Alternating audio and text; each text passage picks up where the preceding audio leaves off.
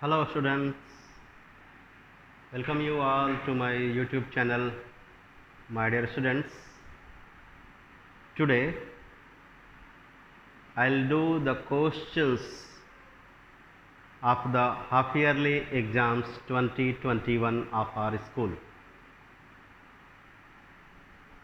In this video we will discuss the answers of the questions asked in half yearly exams 2021 for class 9th. For class 10th students also there will be a video which will be uploaded in coming days. So today I will do the questions of the half yearly exams paper 2021 for class 9. I start with question number 1, part A.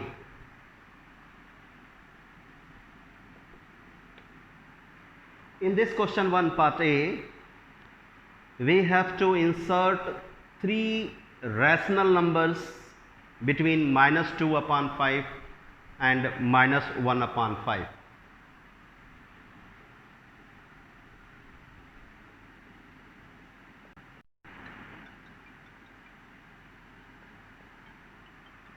Three rationals. There are various methods to insert the rational numbers between the given rationals. So out of the various methods I am going to use one of the methods to get the 3 rationals between these 2 rationals. And what is that process? To insert a rational number between the given rationals, we use a formula a plus b by 2, where a and b are the given rational numbers. So if you want to insert the 3 rational numbers between these 2 rationals, first of all you will get the first rational using the formula a plus b by 2, and after getting the first rational between these 2, you can go for the other 2 rationals. So let's do. Please see how I do.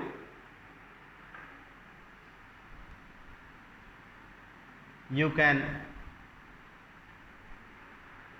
use the symbol q1 for the first rational in between these 2.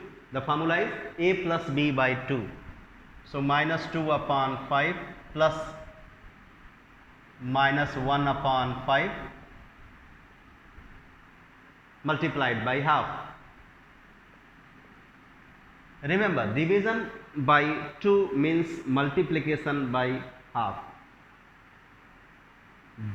2 से भाग देने का दूसरा मतलब half से multiply करना भी होता है.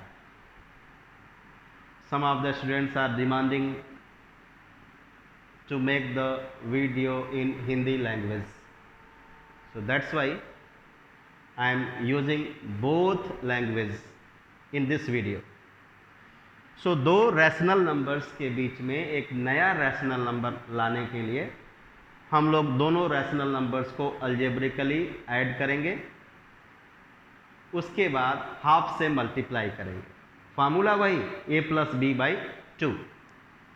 So I hope you know how to add the fractional numbers. So first you take LCM. 5. You will get here -2, and I hope you know plus minus becomes minus. So 5 1 ja 5, 1 into -1 we get -1. So -2 -1, using the concept same sign should be added, we get here -3 upon 5. When you multiply 5 by 2 you will get 10. So we get -3 upon 10. This is the first rational which will come in between these 2. How? Please see. -2 upon 5 comma -3 upon 10 comma -1 upon 5. This is the first one. Now 2 more we want. So 2 more rationals we can insert in between them. So let us get the two more as Q2 and Q3, which are in between these two and these two. So I write here Q2, which will be inserted in between these two. So how do we insert a rational between the rationals? We add them and multiply by half as I did here. So minus 2 upon 5 plus minus 3 upon 10 multiplied by half. This is second one. To get third one, we will consider these two and use the same process what I have done here. Let me write Q3 also. How to get Q3? These two we will add, minus 3 upon 10 plus minus 1 upon 5 multiplied by half. इन दोनों के बीच में हमने एक नया rational लगाया. कैसे? इनको ऐड किया और हाफ से मल्टीप्लाई किया. फिर इन दोनों के बीच में एक मैंने किया. अब इनको सिंप्लीफाई करेंगे तो हमारा आंसर आएगा. Let us simplify. LCM is 10. So 5 2s are 10. 2 multiplied by minus 2 gives us minus 4. I hope you know plus multiplied by minus becomes minus. So we will get here minus. 10 1s are 10. 1 multiplied by 3. So we get here minus 3 multiplied by half. So on simplifying we get minus 4 minus 3 minus 7 into upon 20. So minus 7 upon 20 is the second. Third one, इसको भी simplify करते हैं जैसे हम लोगों ने यहाँ किया. LCM process 10. So minus 3, 10 1s are 10. 1 multiplied by minus 3 becomes minus 3. 5 2s are 10. 2 we get no quotient. 2 multiplied by minus 1 becomes minus 2. Correct? Into half. So हमको क्या मिला? minus 5 upon 20. If you wish, you can write it as, after reducing this fraction to its lowest term, we get minus 1 upon 4. Therefore, the three rationals are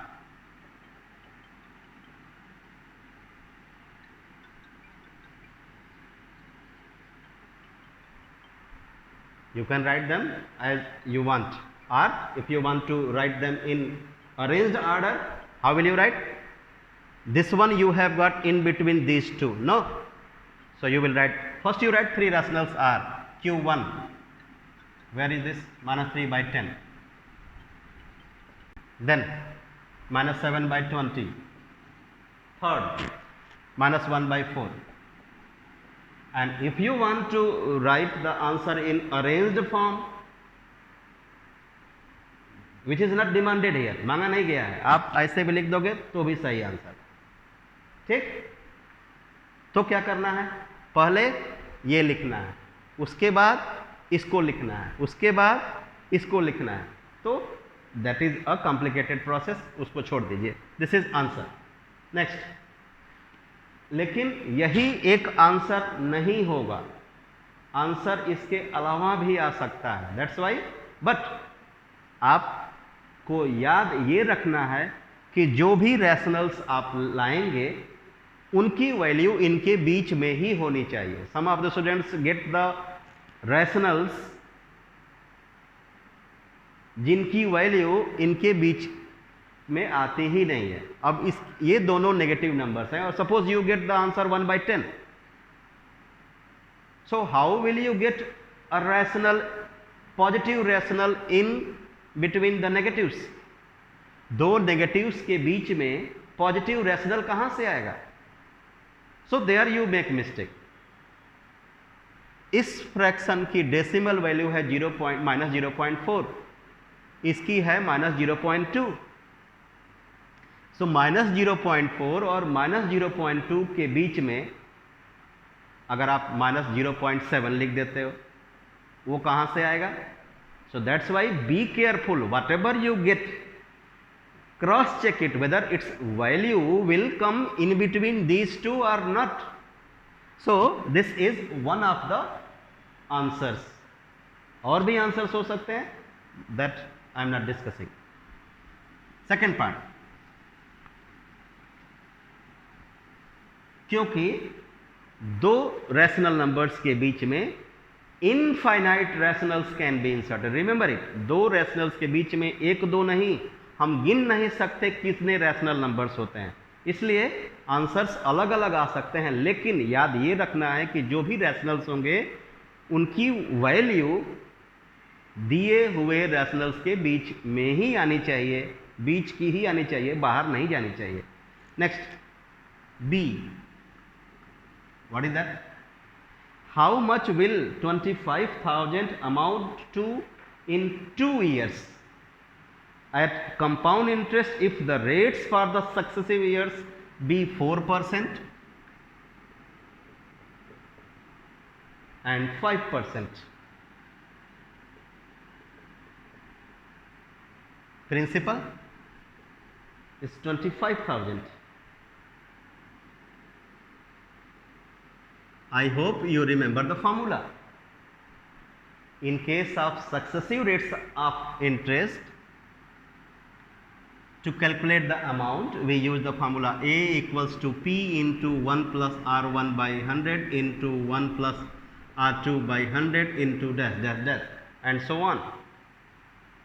So let us put the values. So let us substitute these values correctly.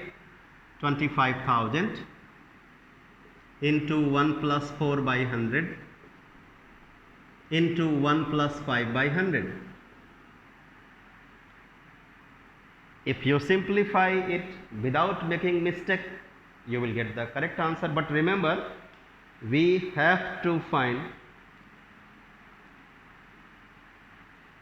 how much will 25,000 amount to in 2 years at compound interest if the rates for successive years be 4% and 5%. Amount we have to find. So 25,000 multiplied by, you can reduce this fraction. So 1 plus 1 by 25 becomes 26 upon 25. You can reduce this 1 upon 20. So when you add 1 plus 1 and 1 by 20, you will get 21 by 20. I hope you know addition. You are in class 9. It is expected from you to add. Know this. So 25,000 into 26 upon 25 into 21 upon 20. 25 1 ja 25, so we get here 1,000. 0 0 cancel. We get here 500. That 500 50. So 50 multiplied by 26 multiplied by 21. Okay, no problem. 50 into, I know the table of 26. 26 1 ja 26, carry 2. 26 2 ja 52. 52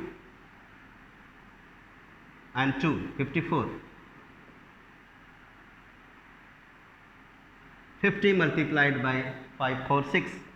So 0 5 6 ja 30, carry 3. 5 4 ja 20, 23, carry 2. 5 5 ja 25, 25 plus 2 27. So 27,300 will be the amount on 25,000 at the rates of 4% and 5% compounded annually. Now part C.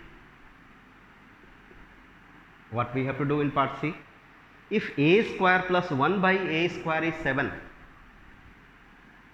a square plus 1 by a square is 7, we have 3 parts in this question. First part, we have to get the value of a plus 1 by a whole square. Second part,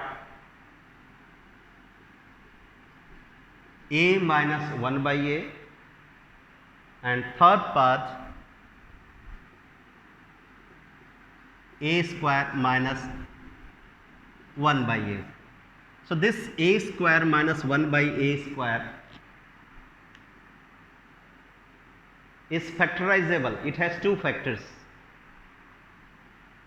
a plus 1 by a and a minus 1 by a. So let us first get the value of a plus 1 by a whole square. I hope you remember the formula for expansion of a plus 1 by a whole square, right? Its expansion, you will get a square plus 1 by a square plus 2. Substitute the value, a square plus 1 by a square is 7, put here 7 plus 2 9. So a plus 1 by a whole square, we have got 9 answer. Come to the second part. In second part we have to get a minus 1 by a. You can use the formula for expansion of a minus 1 by a whole square, which is a square plus 1 by a square minus 2. A square plus 1 by a square is already known to us. Substitute the value, 7 minus 2 5. But since we are asked a minus 1 by a whole square, therefore we will have to take the square root of both the sides. So on square rooting we get here plus minus square root 5. Second part's answer. Now third part, as I said, a square minus 1 by a square will not come in the expansion, it will come when we multiply a plus 1 by a and a minus 1 by a. So third part, to get a square minus 1 by a square, we will have to multiply the values of a plus 1 by a and a minus 1 by a. ये इसकी value को लाने के लिए हम इन दोनों की values को मल्टीप्लाई करेंगे. इन दोनों का प्रोडक्ट ये है, इनके फैक्टर्स ये हैं. दोनों की वैल्यू हमारे पास आ चुकी है. a plus 1 by A will be 3, a minus 1 by A is plus minus root 5. So 3 multiplied by plus minus root 5. So answer is plus minus 3 root 5. Next, question number 2. What do we have? Factorize the following. First one, x to the power 4 plus 3x square plus 4. This cannot be factorized by the method of trinomial. Some of you think that this middle term can be splitted into two terms using the product and sum method. कुछ लोग ये सोचते हो कि factorisation वाले method से इसको हम दो टर्म्स में तोड़ लेंगे और फैक्टराइज हो जाएगा. No, this question can be done only by a trick. What is that trick? We can express this expansion as the difference of two squares. हम इस एक्सप्रेशन को दो परफेक्ट स्क्वायर एक्सप्रेशंस के डिफरेंस फॉर्म में लिख सकते हैं. कैसे? देखिएगा. If I right here x to the power 4 plus 4x square, instead of 3 I write 4 plus 4. So this will be a perfect square trinomial. लेकिन ये तो 3x square था. So what will I do here? I will write here minus x square to utilize these two together will become 3x square. अब क्या करना है आपको? इससे क्या फायदा होगा? इससे फायदा ये हुआ कि ये भी परफेक्ट स्क्वायर है, ये भी परफेक्ट स्क्वायर है. ये किसका होल स्क्वायर है? This is the square of x square plus 2 and this is the square of x. अभी पिछले क्वेश्चन में हमने डिस्कस किया कि a square minus B square के दो factor, a plus B, a minus B. So we will get the here factorised form as x square plus 2 प्लस x square plus 2 minus x. Now second part, a to the power 6 minus b to the power 6. ये इसको हम पहले square form में लिखेंगे. कैसे? A cube whole square minus B cube whole square. I hope you know exponential law, which say that when an exponential number is raised to a power, the powers are multiplied keeping the base same. ये नियम कहता है कि power और power पे power हो तो दोनों पावर्स आपस में मल्टीप्लाई हो जाते हैं और बेस यथावत बना रहता है. बेस पहले की तरह ही रहता है, केवल पावर्स आपस में मल्टीप्लाई हो जाते हैं. कब? जब एक एक्सपोनेंशियल नंबर को फिर से दूसरे एक्सपोनेंट में रेज किया जाता है. तो इससे फायदा क्या हुआ? इससे फायदा यह हुआ कि I have written this expression as the difference of two square expressions terms A square minus B square. Use the formula a plus b, a minus b. So at the place of a we have a cube. At the place of b we have b cube. So a square minus b square can be written as a cube plus b cube and a cube minus b cube. But this is not the complete factorized form. This is incomplete factorized form. This can be further factorized. Further factorization is possible, and when we are given an expression, we are supposed to factorize it completely. हमको पूर्णतया factorise करना होता है दिए हुए expression को. तो इसके दो फैक्टर्स, फार्मूला जिसको याद है वो कर लेगा. क्या है? a plus B, A square minus A B plus B square. इसके भी दो factor, a minus B, A square plus A B plus B square. Question number 2, part A I have done. Part A has two sub parts. Now 2B. What we have in this? We have equations and we want to solve this for the values of x and y. First one, 3x minus 6 upon 4. आप लोग देखिएगा मैं इसके लिए कितना आसान तरीका बताऊंगा. Minus 5y minus 4 upon 2 equals to 5y upon 2. Don't write the second equation. We will first simplify this equation. Why do we simplify? There must be a standard form of an equation. I mean, when we write an equation, it is always expressed in arranged form. What is that arranged form? The variables must be on one side and constant on the other.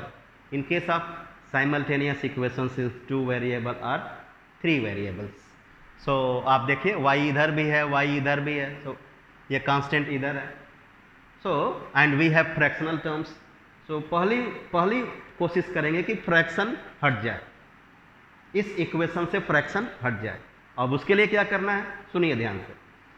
सारे denominators का LCM, चाहे इधर हो चाहे उधर, सारे denominators का LCM एक बार में सोच लीजिए. 2, 2, 1 एंड 4, चार डिनोमिनेटर्स हैं. एलसीएम क्या होगा 4। इस इक्वेशन को आप 4 से मल्टीप्लाई कर दीजिए और ये मल्टीप्लाई आप चाहें तो यहाँ शो भी कर सकते हैं एज आई हैव डन। फिर उसके बाद अब आप एक एक करके यहाँ सब में मल्टीप्लाई करिए, लेकिन याद रखिए डिवीजन भी है तो हम कैंसिल भी कर सकते हैं। जैसे 4 को यहाँ आपने लाया तो 4 से कट जाएगा, क्या बचेगा 1 मल्टीप्लाइड बाई 3x माइनस 6। लेकिन यहाँ 4 से जब मल्टीप्लाई करेंगे तो क्या हो जाएगा 12, और यहाँ आपको माइनस लिखना है और ब्रैकेट भी लिखना है, ये ब्रैकेट में रहेगा 5y माइनस। जब आप 4 को यहाँ लाएंगे 2 से उसको कैंसिल करेंगे, 4 को इससे मल्टीप्लाई करना है, अभी मल्टीप्लाई नहीं करिए, 4 को यहाँ इमेजिन करिए आ गया, सो 2 को 4 से डिवाइड कर दीजिए तो क्या मिलेगा 2। सो 2 बाहर ब्रैकेट के और अंदर 5y माइनस 4। फिर 4 जब यहाँ आएगा तो फिर ये 2 उसको काटेगा तो 5y इंटू 2, अब आप 10y लिख दीजिएगा। Next step clear? If not चलिए फिर से समझाते हैं। क्या कहा मैंने कहा कि सारे टर्म्स में मल्टीप्लाई करिए 4 से। Please see 4 multiplied by 3x minus 6 upon plus 4 multiplied by 3 minus 4 multiplied by 5y minus 4 upon 2, फिर 4 मल्टीप्लाइड बाई 5y अपॉन 2। फिर सिंप्लीफाई करिए हर एक फ्रैक्शन को, 1 2 2, सारा डिनोमिनेटर खत्म। क्या मिला यहाँ 1 मल्टीप्लाइड बाई 3x माइनस 6, यहाँ क्या मिला 12, यहाँ क्या मिला माइनस 2 मल्टीप्लाइड बाई दिस, क्या मिलेगा माइनस 10y प्लस 8, यहाँ क्या मिला 10y। वेरिएबल्स को इधर बुलाइए, पहले इसको सिंप्लीफाई करिए। पॉजिटिव 12 8 20, 20 में से 6 गया 14, so 3x minus 10y plus 14 equals to 10y। Variable को इधर बुलाइए, so 3x minus 10y minus 20y equals to minus 14, equation number 1। Second equation को आप सिंप्लीफाई करिए। क्या करना है लिखता हूँ, y minus x upon 4 plus x upon 8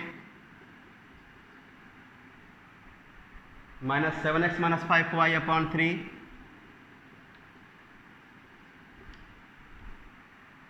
equals to y minus 2x। अब y माइनस 2x को ब्रैकेट में लिख लीजिए,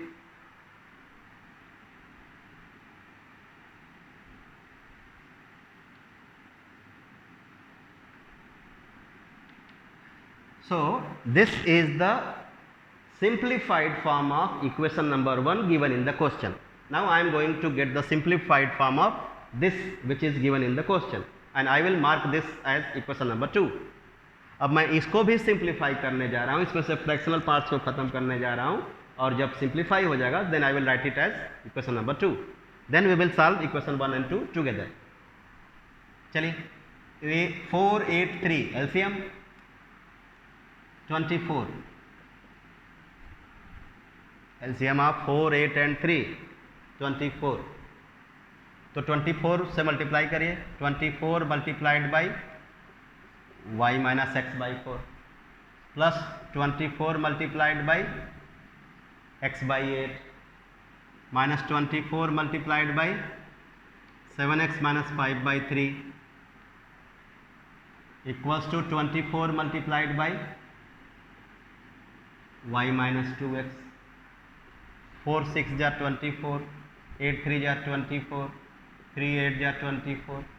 अब आप ब्रैकेट ओपन करते जाइए, you will get 6y minus 6x plus 3x minus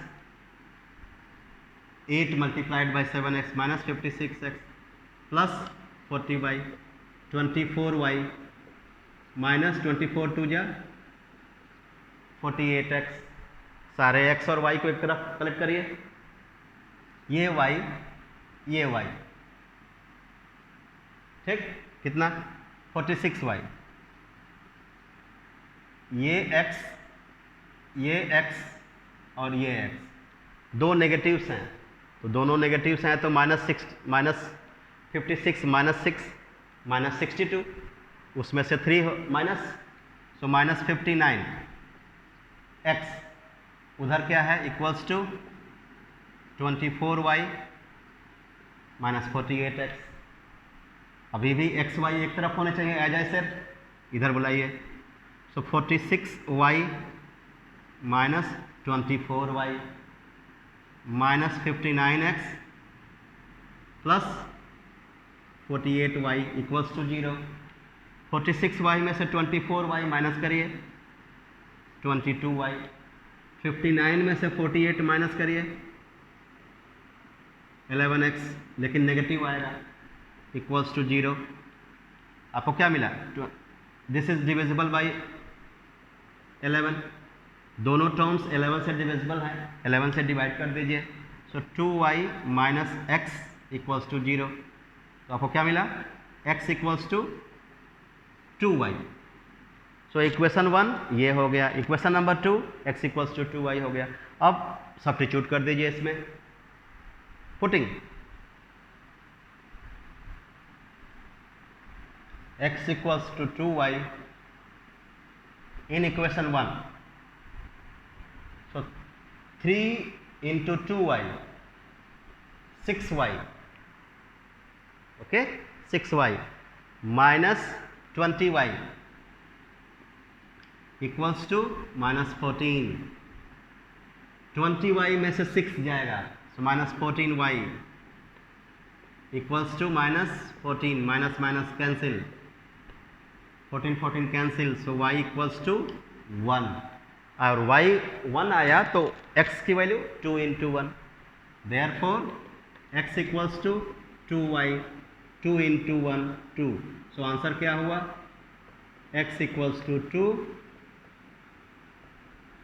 y equals to 1, x equals to 2, y equals to 1। Now part C, चलिए पार्ट सी करते हैं।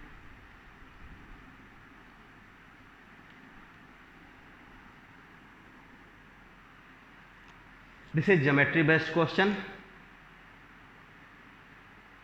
वी हैव अ ट्रायंगल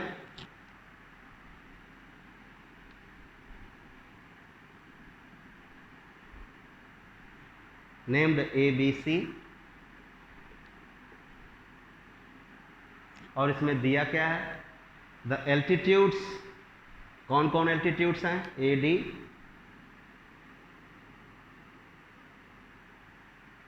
अब आप कहेंगे यहाँ सिंबल नहीं बना है, एल्टीट्यूड 90 डिग्री का एंगल ही बनाता है बेस पे, BE,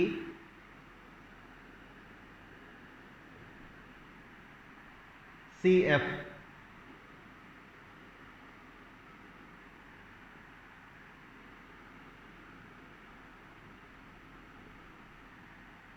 given AD equals to BE equals to CF, ये क्या है? एल्टीट्यूड्स हैं। ये तीनों एल्टीट्यूड्स इक्वल दिया है। टू शो, क्या शो करना है? Triangle ABC is equilateral.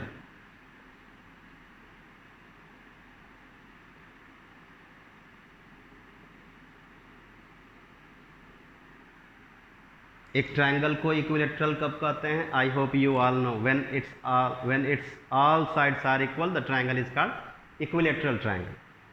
सो हमको क्या शो करना है? हमको AB, BC, AC तीनों साइड्स को इक्वल शो करना है इस ट्रायंगल को इक्विलेटरल प्रूव करने के लिए। और दिया क्या है? ये और ये तीनों एल्टीट्यूड्स इक्वल दिया है। तो आप कैसे करेंगे?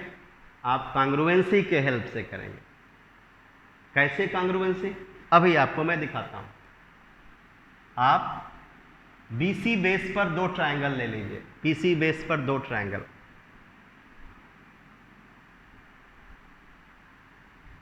BC बेस पर नहीं लीजिए, मैं बता रहा हूं। पहले एक ऐसा लीजिए कि दो एल्टीट्यूड्स आ जाएं।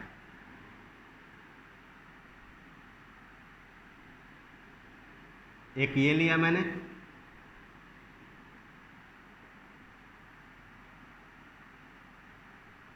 ठीक।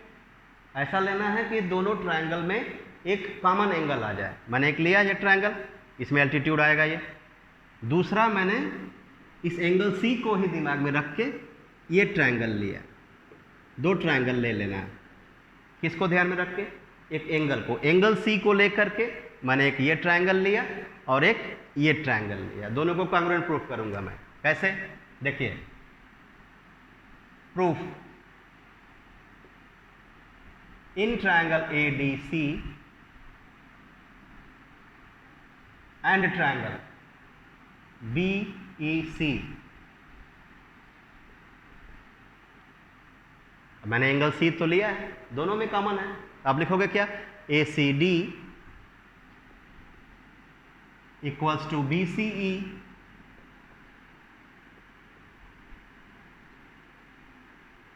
कॉमन। उसके बाद इस ट्रायंगल का कौन सा? AD, ये AD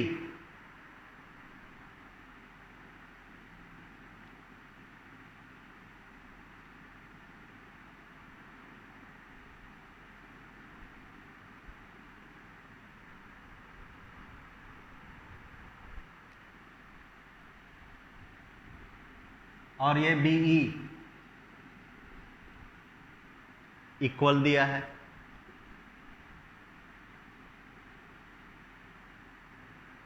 एक एंगल मिला, ठीक, एक साइड मिला, एक और एंगल है, दोनों right angle triangle. Angle ADC equals to angle BEC, reason 90 degree. तो आपको दो एंगल्स मिल गए और एक साइड मिला। इस ट्रायंगल में ये एंगल और ये एंगल इस ट्रायंगल के ये एंगल और ये एंगल के बराबर हो गया। ये साइड्स एल्टीट्यूड्स ऑलरेडी इक्वल दिया है। देयरफॉर बाय AAS टेस्ट आप क्या लिखोगे? Triangle ADC is congruent to triangle BEC। और जैसे ही आपने इस ट्रायंगल और इस ट्रायंगल को कॉन्ग्रुएंट प्रूफ किया, CPCTC के हेल्प से आप कह पाओगे AC इक्वल्स टू BC। आपको शो करना है तीनों साइड्स इक्वल शो करना है, ये और ये। तो आप क्या करोगे? Therefore AC equals to BC, CPCTC, इसको 1 मार्क कर लीजिए। उसके बाद आप लिखेंगे सिमिलरली एंगल B को लेके, सिमिलरली एंगल B को लेकर के, आपको इधर से फिर से समझाता हूं मैं। एंगल B को लेकर के एक ये एंगल ट्रायंगल ले लीजिए, ये पूरे एंगल को लेकर के ABD और एक BFC। कौन सा? BFC। और कौन सा? इसको कहा मैंने? एंगल B पूरा का पूरा दोनों में आना चाहिए। ADB ये वाला और ये वाला ले लिया। अब आप देखिए, ये एंगल कॉमन है, ये एल्टीट्यूड्स हैं और दोनों एंगल 90 हैं। तो आपको अब इसको फिर से लिख के नहीं दिखाना है, आपको लिखना है similarly ABD is congruent to ABD is congruent to CBF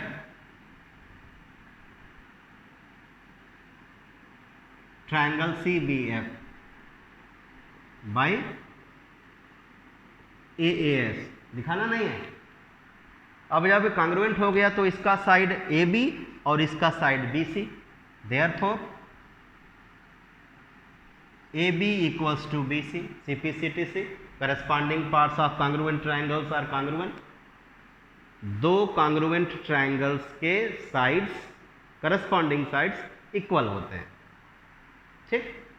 तो ये छोटा वाला साइड इस छोटे वाले साइड के बराबर, ये एल्टीट्यूड पहले से इस एल्टीट्यूड के बराबर दिया था, तो ये वाला इसके बराबर हो गया। अब 1 and 2, A C equals to B C, A B equals to B C, so from 1 and 2 we get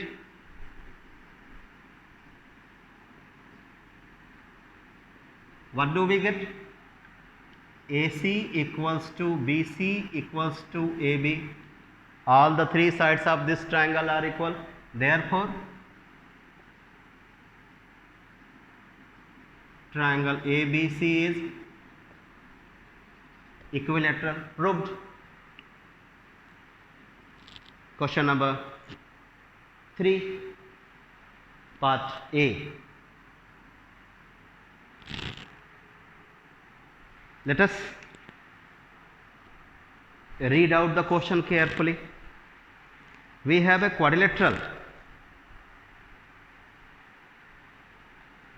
I hope you know quadrilateral is a plane figure having 4 sides in it.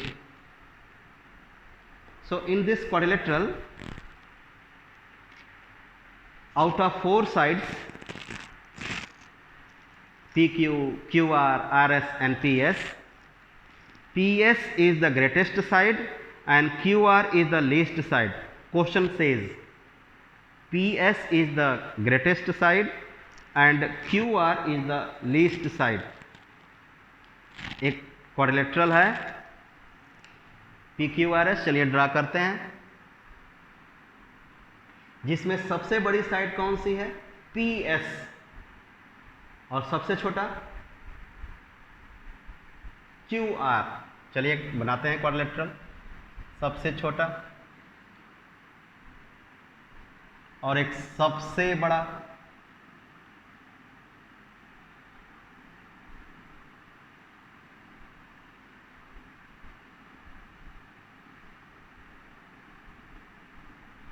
कौन सबसे बड़ा है? PS।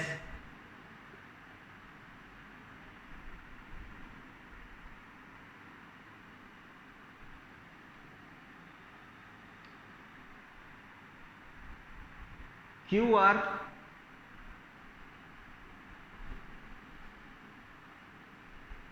सबसे छोटा है।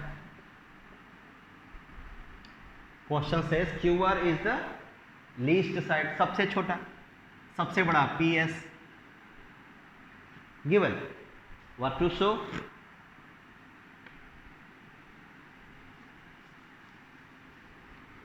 We have to show given. This is question number 3, part A. PS is greatest side, QR is least side of PQRS.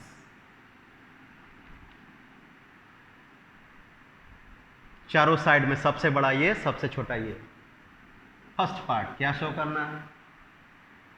Angle PQR is greater than PSR। PQR is greater than PSR, कोई दिक्कत नहीं। PQR ये है, PSR कहाँ है? ये है। इनको कंपेयर करना है, तो इनको कंपेयर करना है तो आप एक काम करिए, इन दोनों को डायगोनल के हेल्प से जोड़ दीजिए।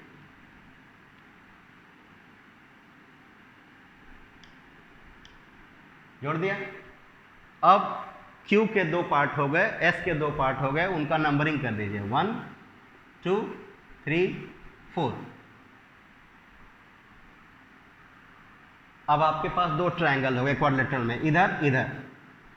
सो इन ट्रायंगल, इसमें आइए QRS, इधर आइए in triangle PQS, सबसे बड़ी साइड इस QRS में QR इज द लीस्ट,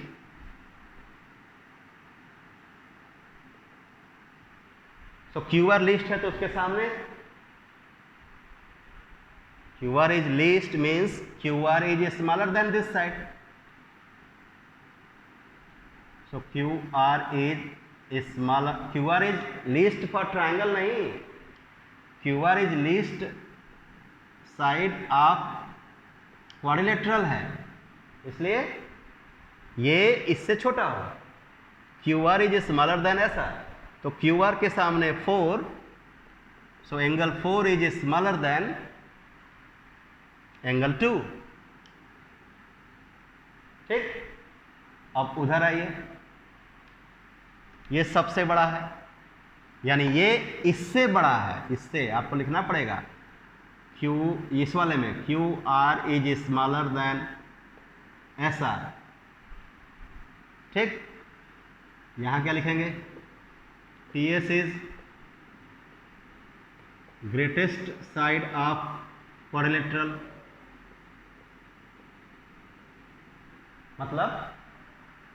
मतलब PS is greater than PQ, या PQ is smaller than PS.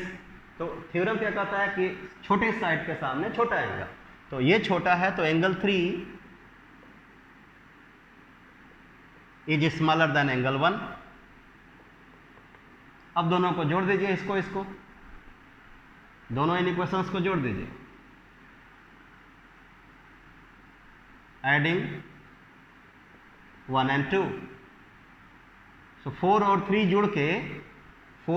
जुड़ करके angle PSR is less than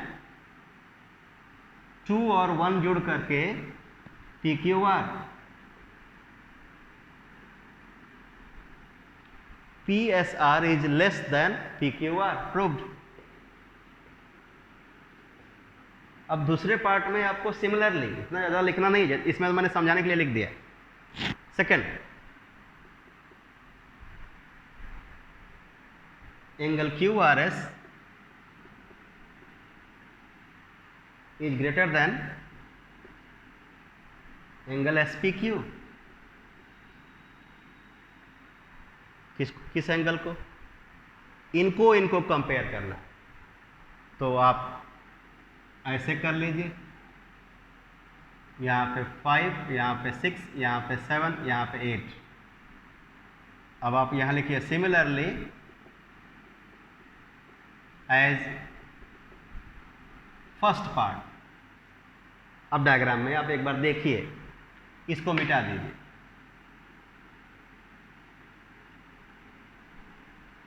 diagram ही मैंने बनाया है, आपको समझ में आ जाएगा. इन दोनों में ये सबसे छोटी साइड है क्वाड्रिलेटरल की, तो ये इससे छोटा है, ये QR PQ से छोटा है, तो 6 इज स्मॉलर देन 8. इसमें आइए, ये सबसे बड़ी साइड है, ये इससे बड़ी साइड है, ये साइड इससे छोटी है, इसके सामने 5 इज स्मॉलर देन एंगल 7. 6 और 5 को ऐड कर दीजिए, 6 और 5 को ऐड करेंगे तो SPQ. 8 और 7 ऐड होगा तो QRS.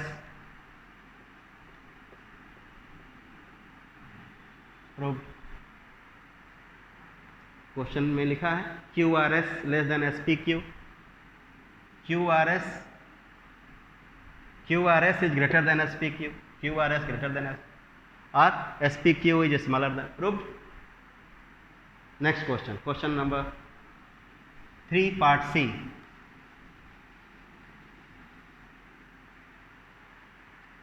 We have a right angle triangle. From the midpoint P, a perpendicular is dropped. A, P, C, B, R. P is midpoint. To show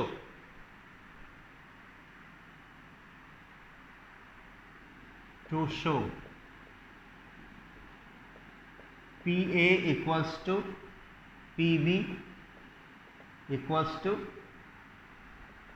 half AC. PA equals to PB equals to half AC. अब आप आइए, in triangle ABC P mid point है, ये line parallel होंगी। आप लिखिए P is mid point, PR is parallel to BC। दिया नहीं है पैरेलल, क्यों होगा यहां लिखिए, angle R equals to angle B corresponding.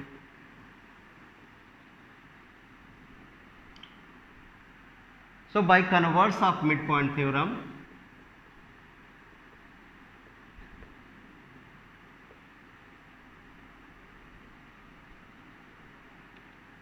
क्या है मिड पॉइंट थ्योरम, एक बार आपको समझाता हूं। एक ट्रायंगल में एक साइड के मिड पॉइंट से जाए एक लाइन और दूसरे साइड के पैरेलल हो तो वो लाइन तीसरे साइड के मिड पॉइंट से ही जाएगी। एक ट्रायंगल में एक लाइन ट्रायंगल के एक साइड के मिड पॉइंट से जाए और ट्रायंगल के दूसरे साइड के पैरेलल हो तो वो लाइन तीसरे साइड के मिड पॉइंट से ही जाएगी। ठीक, तो R इज मिड पॉइंट। आप AB that is AR equals to RB। अब इसके बाद आप इन दोनों ट्रायंगल्स को कॉन्ग्रुएंट प्रूफ कर दीजिए। In triangle PAB PAR and triangle PBR, since angle यहां 1 2 लिख लीजिए, angle 1 equals to angle 2 90 degree, AR equals to BR from 1, इसको इक्वेशन 1 मार्क कर दीजिए। आपको PR कॉमन, आपको क्या क्या मिल गया, इन दोनों ट्रायंगल्स में आपको एक एंगल मिल गया 90 90, ये साइड कॉमन है, दूसरी साइड मिल गई, तो SAS therefore by SAS test triangle PRA is congruent to triangle PRB.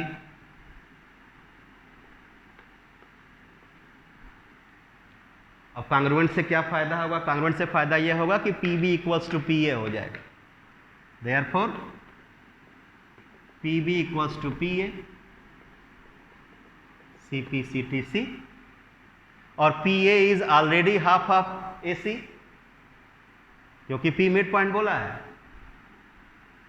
Also PB equals to PA equals to half AC, आप रीजन दे दीजिए, P is mid point, MP of AC, proved.